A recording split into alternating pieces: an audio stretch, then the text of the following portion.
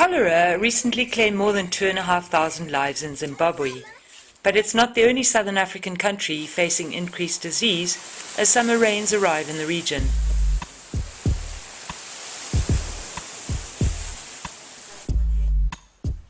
Here in Malawi, a task force comprising the Ministry of Health, UNICEF and the World Health Organization, with funding from the Australian government's aid program, is putting a spotlight on the problem.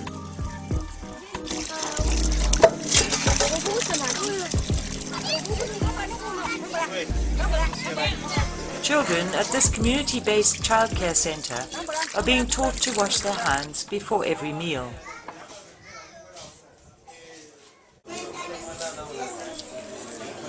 They are also learning to use community-built toilets in newly painted outbuildings and to clean their hands with soap afterwards. If you can think of schools, there's like one toilet for 450 students. So imagine if you're a girl or boy going to school, that's an absolute nightmare. And this program is about putting water and sanitation into schools, into early childhood development centres and into communities. That's why it's so important. It's also important because it's helping women to save time in their day for other activities, as well as time for their own personal hygiene. People from this village were drawing water from a far school, and there they were being subjected to long queues because that borehole which is at that school was saving a lot of villages. So since the coming of this borehole, these people have actually saved time for doing some other profitable activities, and they're also using water for practicing some hygienic practices like hand washing, washing their clothes, as well as washing their bodies for them to be healthy. The building of household and school toilets in Malawi also makes a difference when it comes to seasonal weather impacts. Yes, it's very different because that is the real permanent. He's actually saying that those latrines are indeed permanent latrines because unlike the ones that they were actually using in the past, that they could actually collapse each and every season. As the ones that we have as of present, they will actually last for so many years, and the kids are going to benefit.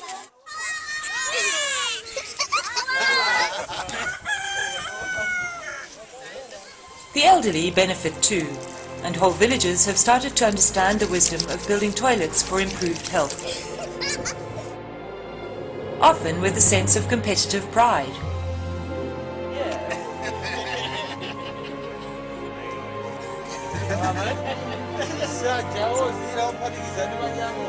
It's estimated that 88% of Malawians have access to some basic form of sanitation, but only 20% are estimated to have access to improved sanitation.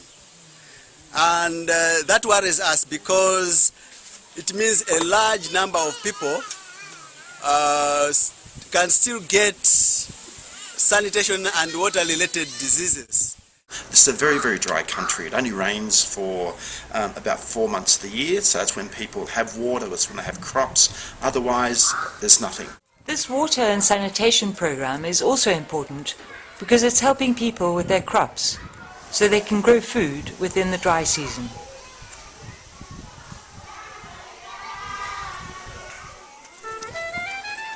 Approximately 3 million women and 1.2 million children are directly affected by poor water and sanitation coverage in Malawi.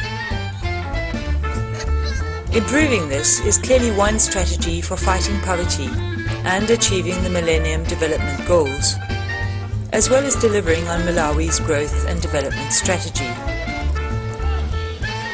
There are significant signs of improvement already, but the test is to ensure that these improvements are sustainable, and that the government of Malawi is able to roll out positive changes to the whole of the country before the year 2015.